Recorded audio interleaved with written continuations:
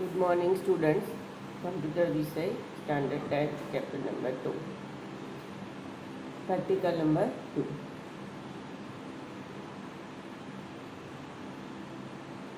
વિદ્યાર્થીઓ આપણે ઇમેજ ટેગમાં અલગ અલગ એટ્રીબ્યુટનો ઉપયોગ શીખી ગયા. પ્રેક્ટિકલ 1માં આપણે દરેક એટ્રીબ્યુટને ઉપયોગ અને એની વેલ્યુ આપવાનું શીખી ગયા. કે ફોર એક્ઝામ્પલ કે ડેઝર્ટ નામનું પિક્ચર જે છે એને બોર્ડરમાં મૂકવું છે, એની બાજુમાં કોઈ ટેક્સ્ટ લખવી છે, લખાણ અને ચિત્ર વચ્ચે કોઈ જગ્યા રાખવી છે, તો આ બધી જ ઇફેક્ટને દર્શાવતું રજૂઆત કરતું આપણે પ્રેક્ટિકલ આના અગાઉના વિડીયોમાં જોયો હતો. હવે આજના આ વિડીયોમાં આપણે એક અગત્યનો ટૉપિક જે છે ઇમેજ મેપ એની ચર્ચા કરવાની છે.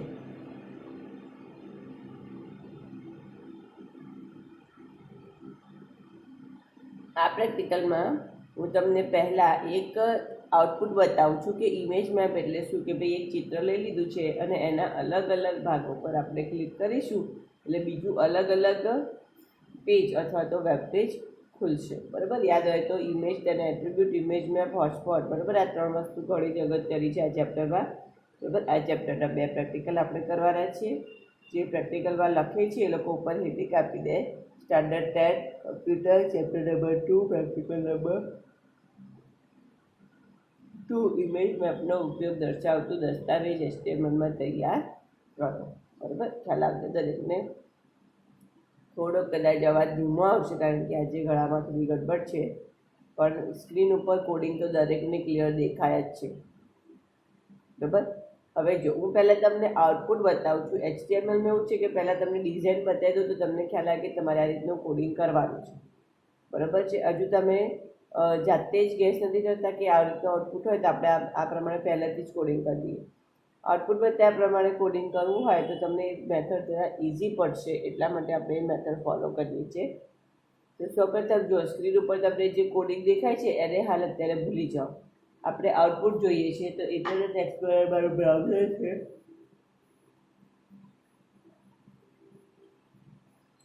આ ઇન્ટરનેટ એક્સપ્લોરર બ્રાઉઝરમાં તમે જોઈ શકો છો કે અહીંયા તમને ચિત્ર દેખાય છે.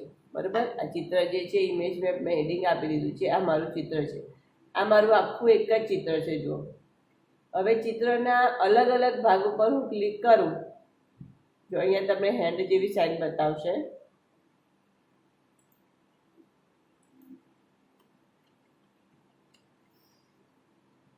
મેગ્નિફાયર ઓન કરી દઉં. જો હવે આ ચિત્ર છે. બરાબર, હવે આ ચિત્રમાં તમને અહીંયા હું કર્સર ચિત્રની ઉપર ફેરવું છું. મારું માઉસ પોઇન્ટર ક્યાં છે? ચિત્રની ઉપર છે. બરાબર, તો હવે એની ઉપર તમે આ માઉસ ફેરવજો. હેન્ડ જેવી સાઇન બતાવે છે. હવે ધીરે ધીરે ધીરે માઉસ પોઇન્ટર આગળ લઈ જશું. જો ફરી હેન્ડ જેવી સાઇન બતાવે છે. ધીરે ધીરે ધીરે ધીરે હું માઉસ પોઇન્ટર આગળ લઈ જાઉં છું. બરાબર,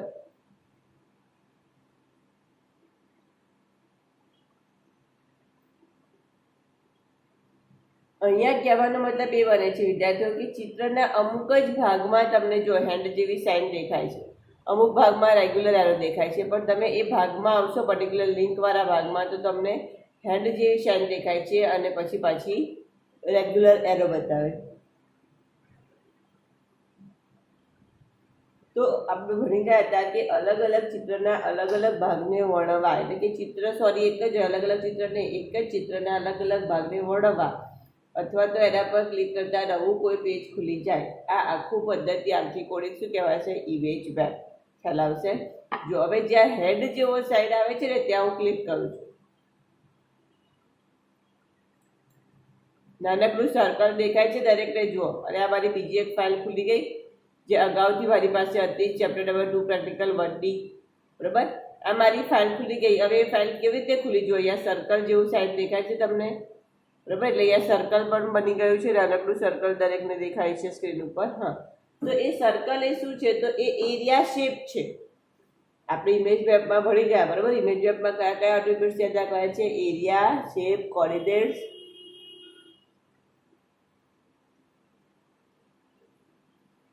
અને HREF.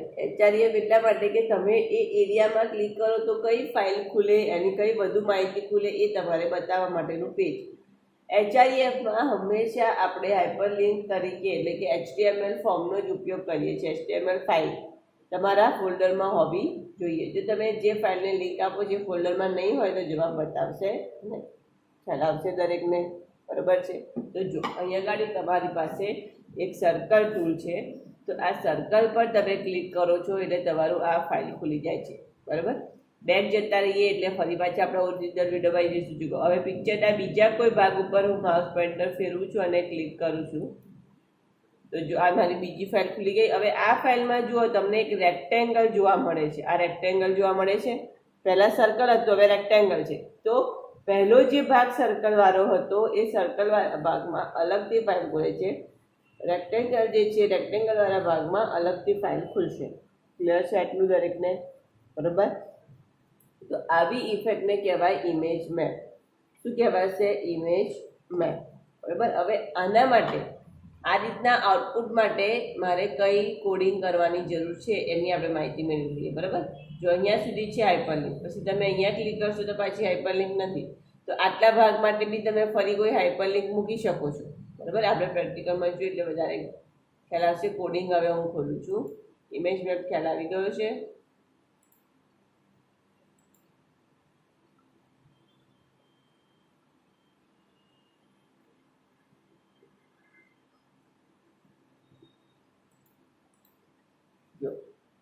પહેલું તો HTML, ટાઇટલ, હેડ અને બોડી ટેગ. બરાબર. આટલું તો તમારે લખી જ નાખવાનું છે.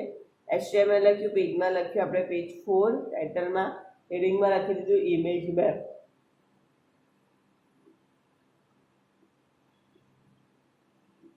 એટલે ઉપર શું લખાઈને આવે છે? Image map. ત્યાર પછી બોડી, એ લિંક અને વી લિંક ટેગ પણ આપી દીધી. મેં તમને અગાઉ પણ કહ્યું હતું કે એક સાથે એક કરતાં વધારે ટેગ તમે વાપરી શકો છો. બરાબર. તો જ્યારે બી આપણે ક્લિક કરીએ ત્યારે એક્ટિવ લિંક અને ક્લિક લઈ ગયા બાદ વિઝિટેડ લિંકનો કલર બદલાવો જોઈએ. ક્લિયર છે આટલું?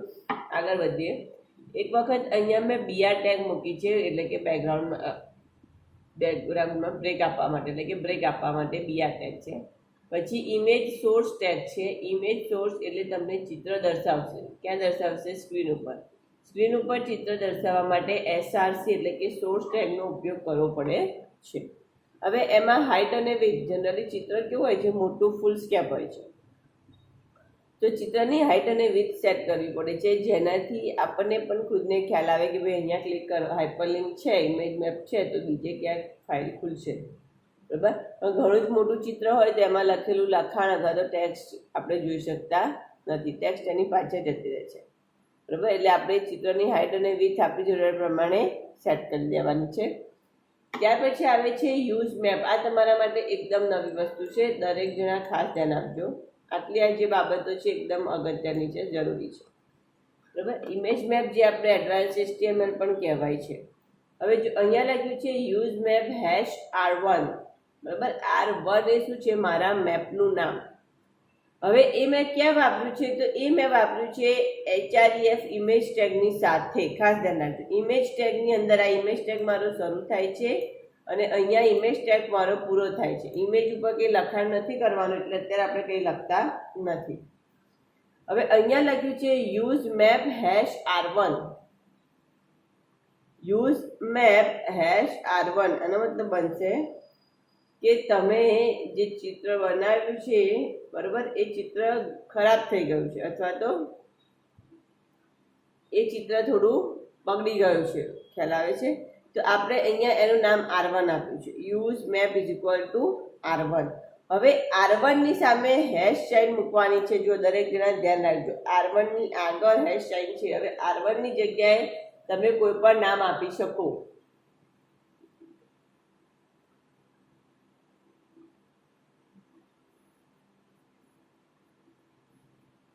બરાબર. R1 ની જગ્યાએ તમે કોઈ પણ નામ આપી શકો, પણ આગળ હેશ ચિહ્ન કમ્પલસરી મૂકવાનું છે. જો હેશ સાઇન નહીં મૂકી હોય તો કમ્પ્યુટર એને ખોટું બતાવશે અને આગળની કાર્યક્રમ અથવા તો આગળની કાર્યસૂચિ દર્શાવશે નહીં. ખાસ ધ્યાન રાખજો.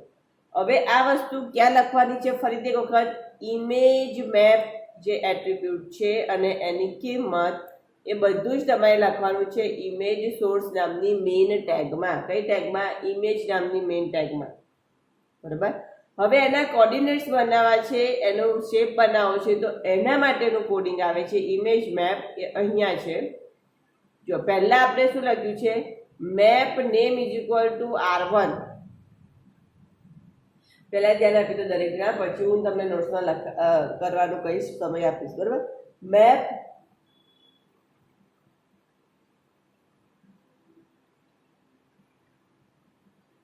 Name is equal to R1 લખેલું છે. એનો મતલબ છે કે આ જે મેપ છે હવે જે બનવાનો છે એનું નામ શું છે, R1.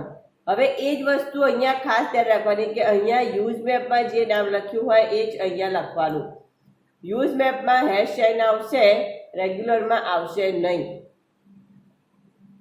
પછી એક ખાસ બીજી સૂચના કે જે યુઝ મેપમાં વેલ્યુ લખી છે એ જ વેલ્યુ મેપ નેમમાં પણ હોવી જોઈએ. ધારો કે તમે યુઝ નેમમાં લખ્યું હોય તમારું નામ કે ભાઈ મહેશ, બરાબર, તો મેપ નેમમાં પણ શું લખવું પડે, મહેશ. ધારો કે તમે લખ્યું હોય યુઝ મેપમાં 005, તો તમારે મેપ નેમમાં પણ શું લખવું પડે, 005. જો આ બે નામમાં ડિફર થશે એટલે કે અલગ થશે તો ઇમેજ મેપની ઇફેક્ટ આવશે નહીં. કારણ કે ચિત્ર પર ઇફેક્ટ આપવાની છે, તેનું ટૂંકું નામ શું આપ્યું આપણે, R1. એ ઇફેક્ટ આપનાર ટેગ કઈ છે, મેપ ટેગ, તેનું નામ પણ શું આપી દીધું, R1. એટલે બંનેના નામ સરખા થઈ ગયા.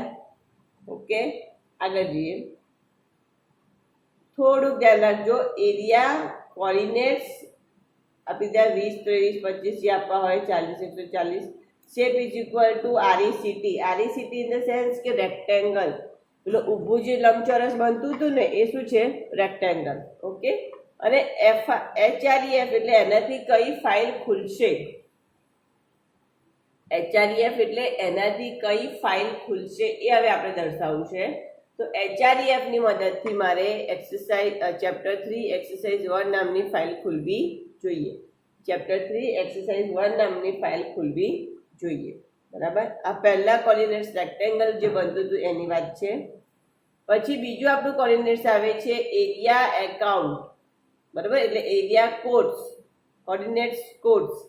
એરિયા કોડ્સ 40.55.5, બરાબર. હવે એ શું થશે, તો સર્કલની ત્રિજ્યા માટે, સર્કલ બનાવવા માટેનું આ એક કમાન્ડ છે. પછી આગળ ફરીથી area is equal two coordinates area એટલે 40,5,5.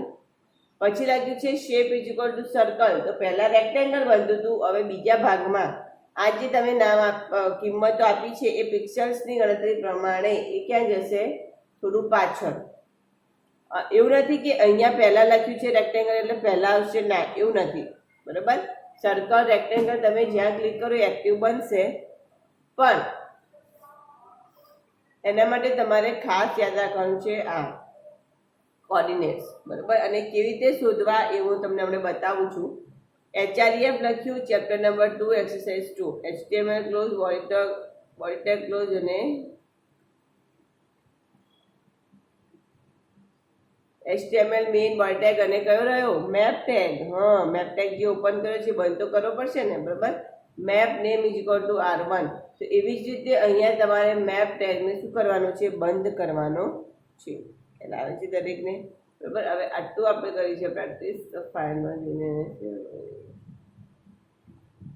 ફાઇલ મેનુ અને સેવ. ફાઇલમાં જઈને એને શું કરવાનું છે, સેવ કરવાનું છે. તમારે જે ચોક્કસ નામ આપ્યું એને આપી દેવાનું. નામ આપ્યા બાદ એને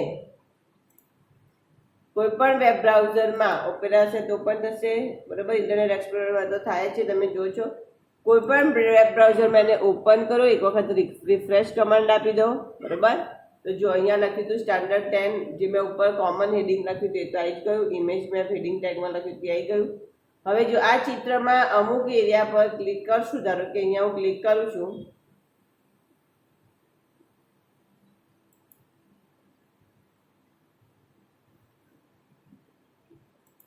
બની ગયું રેક્ટેંગલ. જેવું તમે ક્લિક કરશો એવું તરત જ એની સાથે લિંક થયેલી બીજી ફાઇલ ખુલી જશે અને આ રેક્ટેંગલ અહીંયા જ અપિયર થશે, બરાબર. એટલે આપણને ખ્યાલ આવે કે ભાઈ આટલા ભાગમાં આપણે આ લિંક આપી છે. હવે એવી જ રીતે અહીંયા ક્લિક કરું છું બાજુમાં સર્કલ વાળો જે ભાગ છે એમાં, બરાબર. તો સર્કલ બની ગયું અને એની સાથે મેં જે ફાઇલ લિંકમાં આપી હતી ચેપ્ટર નંબર 2 એક્સરસાઇઝ 1 પણ ખુલી ગઈ. બરાબર. હવે આને બેક કરીએ એટલે પાછા ઓરિજિનલ વિન્ડોમાં આવી જઈશું. ખ્યાલ આવશે દરેકને? બરાબર. ઘણું જ અગત્યની બાબત છે, ખાસ ધ્યાન રાખજો. બરાબર. ચેપ્ટર નંબર 3 નો આ બીજો પ્રેક્ટિકલ છે.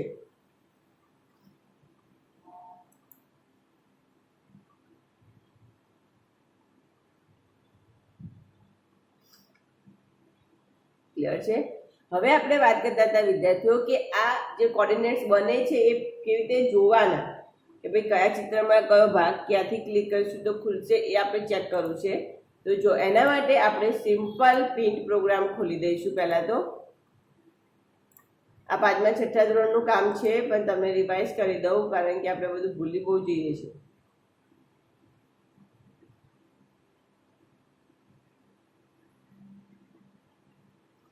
સૌપ્રથમ પેન્ટ પ્રોગ્રામ ખોલી દઈશું. હવે જ્યાં પેન્ટ પ્રોગ્રામ ખુલી ગયો છે એમાં તમારે પહેલાં તો ચિત્ર મૂકવું પડશે. આપણે જે ઇમેજ કે ડેઝર્ટ ઇમેજ અથવા તુલિપ અથવા ફ્લાવર વાળું જે પણ કોઈ ચિત્ર લે છે, ચિત્ર પેન્ટ પ્રોગ્રામમાં ઉમેરવું પડશે. તો ફાઇલ, ઓપન, એમાં જો આ રહ્યા ચિત્ર. બરાબર. એમાંથી આપણું આ ચિત્ર હતું લાઇટ હાઉસ વાળું, એને આપણે ઓપન કરી દઈએ. બરાબર. આ ચિત્ર તમને સ્ક્રીન પર દેખાય છે. બાય ડિફોલ્ટ જે એની ઓરિજિનલ સાઇઝ છે એ પ્રમાણે તમને દેખાશે. દેખાય છે દરેકને? હવે આપણી જે મેઇન બાબત આવે છે, જો તમે ચિત્ર પર કોઈ પણ જગ્યાએ માઉસ ફેરવશો, બરાબર, તો જેમ જેમ માઉસ ફરતું જશે તેમ તેમ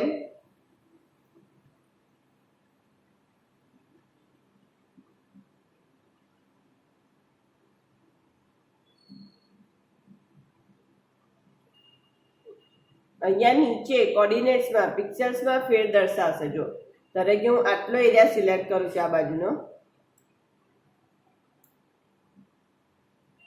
પહેલા અહીંયાથી સિલેક્શન ટૂલ લઈ લેવાનું એટલે આપણું ચિત્ર પર લાઇનિંગ ના પડે. પહેલા સિલેક્શન ટૂલ લઈ લો. હવે આટલો એરિયા તમારે સિલેક્ટ કરવો છે તેને સિલેક્ટ કરી લો.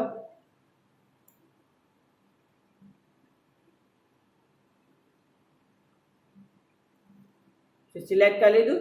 જેવો તમે એરિયા સિલેક્ટ કરશો એટલે અહીંયાનું માપ પણ આવી જશે. જો આ રહ્યું 437 × 214 આવી ગયું એનું માપન. બરાબર.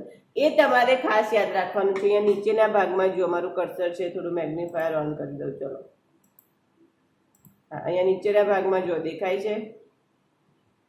હવે જો ધારો કે હું આટલો ભાગ સિલેક્ટ કરું છું તો જો આ નંબર બદલાઈ ગયા. તમે જેટલો ભાગ સિલેક્ટ કરશો ને એ પ્રમાણે અહીંયા તમને નીચે નંબર બતાવશે. જો અત્યારે મેં કશું જ સિલેક્ટ નથી કર્યું એટલે શું બતાવે છે? 00. અત્યારે શું બતાવે છે? 00. પણ મારે પર્ટિક્યુલર ભાગ નક્કી કરવો છે તો એને તમારે સિલેક્ટ કરવો પડશે પહેલાં તો. અને આ જે કિંમતો આવે છે તમારે ખાસ ધ્યાનમાં રાખવી પડશે, કારણ કે આ કિંમતો ક્યાં લખવાની છે? તો કે HTML ના વેબ પેજમાં. બરાબર. આ બધી જ કિંમતો તમારે ક્યાં લખવાની છે? તો કે HTML ના વેબ પેજમાં. જો અહીંયાથી પણ આટલું છે, તમારે માત્ર આટલો ભાગ કન્વર્ટ કરીને ખસેડવો હોય તો પણ થઈ શકે. જો આપણે આટલો એરિયા સિલેક્ટ કરી દીધો છે. ઓકે. હવે આના કોર્ડિનેટ્સ કયા બને છે? 301 × 136. 301 × 136. બરાબર. તો હવે આ જે કોર્ડિનેટ્સ બન્યા એને આપણે HTML ભાષામાં નવા મેપમાં જ ઉમેરી દઈશું. ફરીથી અહીંયા હું એક વખત એન્ટર આપી દઉં છું. અહીંયા એડ કરી દઈએ area codes is equal two કેટલું હતું ભૂલાઈ ગયું છે તો ફરી નીચે પેન્ટ ઓપન જ છે, પેન્ટમાં જોઈ લઈએ.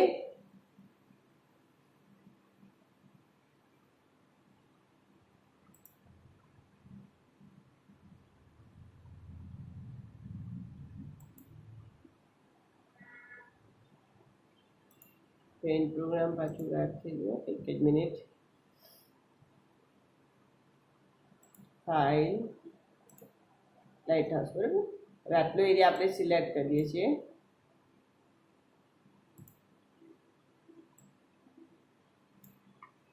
હવે અહીંયા નીચેના કોર્સ જોઈ લો. 191168.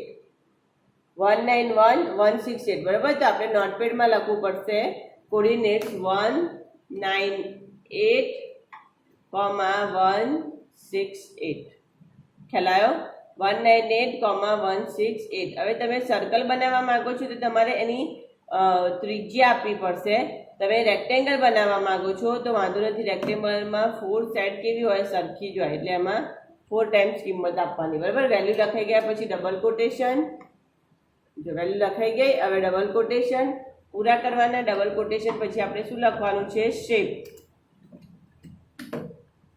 ઇઝ ઇક્વલ ટુ સ્ક્વેર શું લખી નાખ્યું સ્ક્વેર હવે કઈ ફાઇલ ખોલવી છે લખી નાખીએ તો href is equal two chapter 1 ex1.html ખ્યાલ આવશે દરેકને બરાબર જો એક આખું કોડિંગ ફરી બતાવું છું એટલે તમને ખ્યાલ આવે મેગ્નિફાયર છે ને અત્યારે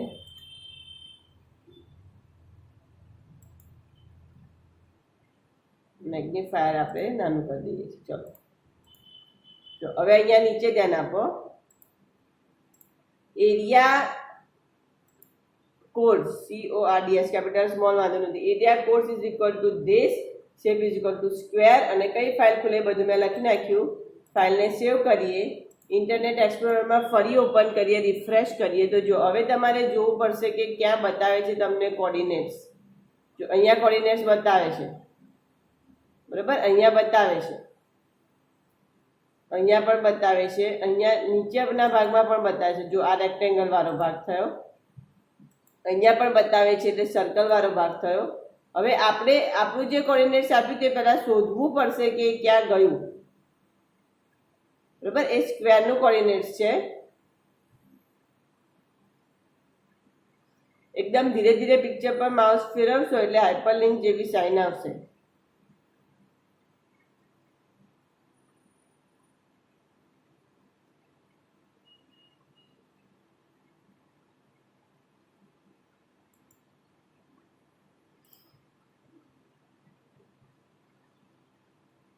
કોર્ડિનેટ્સ મળતું નથી અને કંઈ નહીં આપણે ફરી થોડી કિંમત કરી દઈએ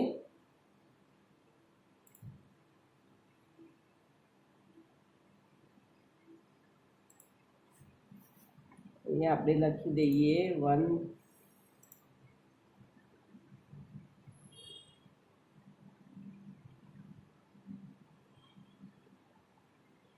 ઓકે અહીંયા 191 છે 191 0 થી સ્ટાર્ટ કરી 191 અને 168 થી સ્ટાર્ટ કરીને 29 બરાબર આ રીતે આપણે એના કોડ્સ આપી દીધા છે ફરીથી કંટ્રોલ S ફાઇલ સેવ કરો ઇન્ટરનેટ એક્સપ્લોરરમાં ઓપન કરો અને F5 આપો હવે આપણે જોવા પડશે કોર્ડિનેટ્સ બન્યા કે નહીં બરાબર આ રેક્ટેંગલ વાળું તો બની ગયું છે સર્કલ પણ બની ગયું છે હવે સ્ક્વેર માટે કોર્ડિનેટ્સ શોધવાના છે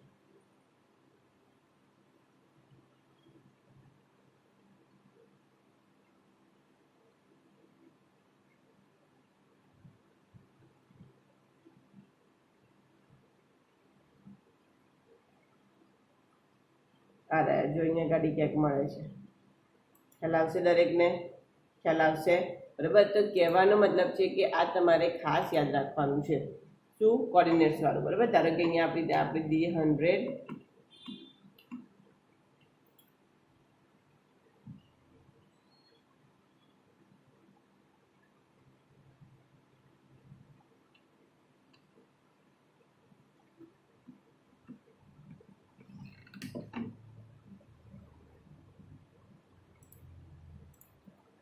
square no spelling maybe difference है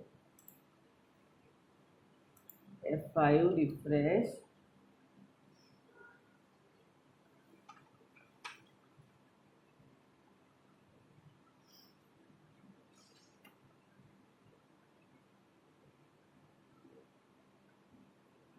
આટલા જ એરિયામાં ક્યાંક બને છે